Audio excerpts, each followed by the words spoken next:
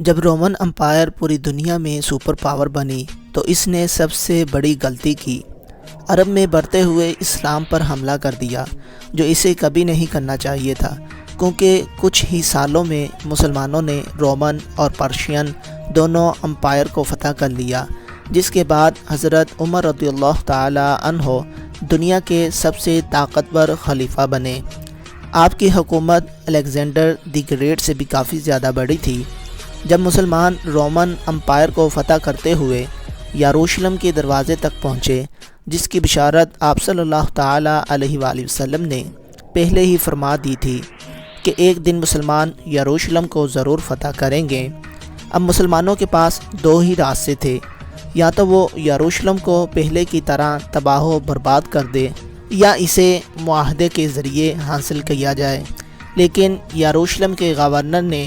حضرت عمر رضی اللہ تعالی عنہ کو بلانے کی پیشکش کی، اور حضرت خالد بن ولید رضی اللہ تعالی عنہ نے حضرت عمر رضی اللہ تعالی عنہ کو یروشلم کی طرف بلایا۔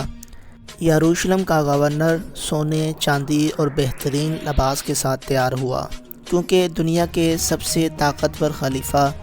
ان سے ملنے کے لیے آ رہے تھے۔ اور جب حضرت عمر رضی اللہ تعالی عنہ یروشلم پہنچے تو یروشلم کے گورنر نے دیکھا کہ خلیفہ اونٹ کی لگام پکڑ کر تشریف لا رہے ہیں اور خلیفہ کا غلام اونٹ پر بیٹھا ہوا ہے۔ یہ منظر دیکھ کر یروشلم کے گورنر نے یروشلم آپ رضی اللہ تعالی عنہ کے حوالے کر دیا۔